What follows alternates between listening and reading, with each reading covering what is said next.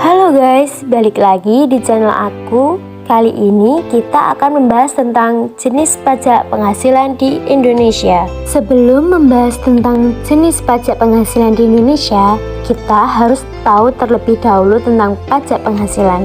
Apa sih pajak penghasilan itu?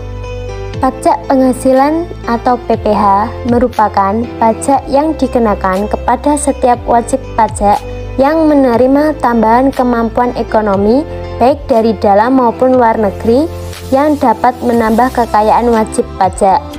Pihak yang menjadi wajib pajak PPh bisa berupa penghasilan yang didapat seseorang ataupun badan usaha yang memiliki NPWP. Waktu pajak jatuh tempo setiap 1 tahun sekali. Ada berapa sih jenis PPh di Indonesia?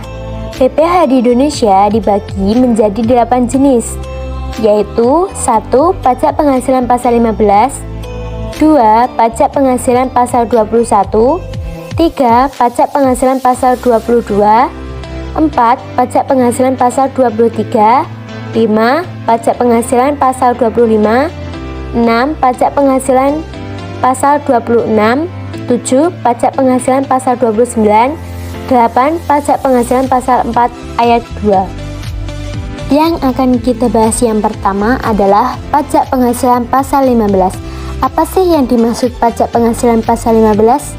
Pajak penghasilan yang diatur pada pasal 15 merupakan pajak yang dikenakan pada wajib pajak yang memiliki badan usaha dan berprofesi sebagai pengusaha. Wajib pajak biasanya mendapatkan SKT atau surat keterangan terdaftar ketika mendaftarkan NPWP. Apa saja jenis-jenis wajib pajak PPh pasal 15? Yang pertama yaitu perusahaan pelayaran atau penerbangan internasional. Yang kedua, perusahaan pelayaran dan penerbangan dalam negeri.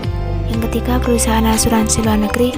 Yang keempat, perusahaan pengeboran minyak, gas, dan panas bumi. Yang kelima, perusahaan dagang asing. Yang keenam, perusahaan investor dalam bentuk build, operate, dan transfer atau BOT. Pajak penghasilan pasal 21. PPh yang diatur pasal 21 merupakan pajak atas penghasilan bagi wajib pajak bagi karyawan yang mendapatkan penghasilan berupa gaji, upah, tunjangan, honorarium, ataupun pembayaran lain dalam bentuk apapun. Pembayaran pajak penghasilan biasanya dilakukan setiap bulannya, setiap kali mendapat gaji. Seringkali, perusahaan melakukan potongan langsung dari gaji karyawan. Ada 5 macam perhitungan PPh pasal 21 menurut pasal 21. Yang pertama, pegawai tetap dan penerima pensiun berkala. Yang kedua, pegawai tidak tetap atau tenaga kerja lepas. Yang ketiga, anggota dewan pengawas atau dewan komisaris yang tidak merangkap sebagai pegawai tetap. Yang keempat, peserta program pensiun berstatus pegawai yang menarik dana pensiun.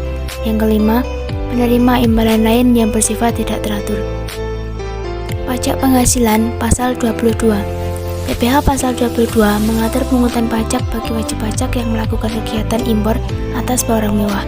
Pihak yang melakukan pungutan adalah pemerintah pusat, daerah, maupun lembaga yang terkait. Tarif pajak yang dikenakan atas impor dan ekspor bermacam-macam, tergantung pada komoditas yang diimpor atau ekspor. Pihak yang melakukan kegiatan ekspor impor serta ada tidaknya angka pengenal importir atau API. Pajak penghasilan pasal 23.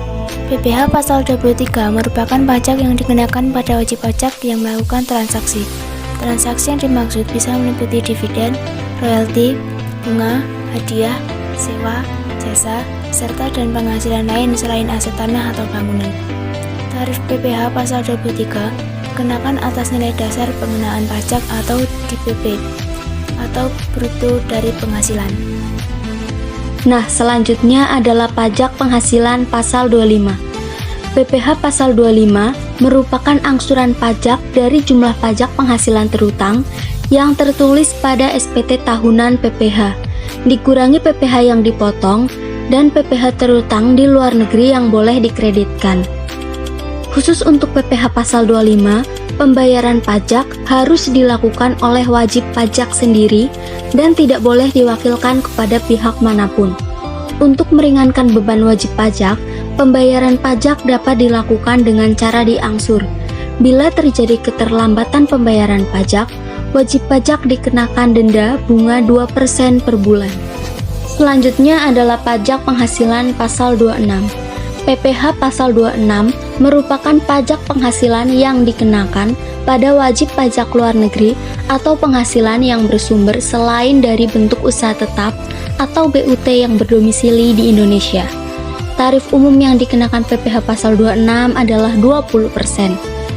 Jenis penghasilan yang dipotong bisa berupa dividen, bunga yaitu dari premium, diskonto ataupun imbalan jaminan pengembalian hutang, royalti sewa, imbalan jasa ataupun pekerjaan, hadiah, pensiun ataupun keuntungan dari pembebasan hutang.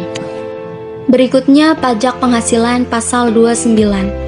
PPh pasal 29 adalah pajak yang dihasilkan dari nilai lebih pajak terutang setelah dikurangi kredit pajak. Karenanya, PPh pasal 29 berlaku ketika jumlah pajak terutang dalam tempo 1 tahun pajak suatu perusahaan lebih besar dari jumlah kredit pajak yang telah dipotong pihak lain dan telah disetor sendiri. Pembayaran PPh pasal 29 harus dilakukan sebelum dilaporkannya SPT tahunan. Yang terakhir adalah pajak penghasilan pasal 4 ayat 2. PPh pasal 4 ayat 2 adalah pajak penghasilan yang dikenakan pada pemilik bunga deposito, tabungan, obligasi, atau surat utang negara, simpanan yang dibayarkan koperasi, transaksi saham ataupun sekuritas lainnya, hadiah undian, serta transaksi-transaksi lainnya yang ada dalam aturan terkait. Penghasilan yang dikenakan bersifat final sehingga tidak bisa dikreditkan. Terima kasih telah menyaksikan video ini. Semoga penjelasan yang kami sampaikan dapat kalian pahami dengan baik. Wassalamualaikum warahmatullahi wabarakatuh.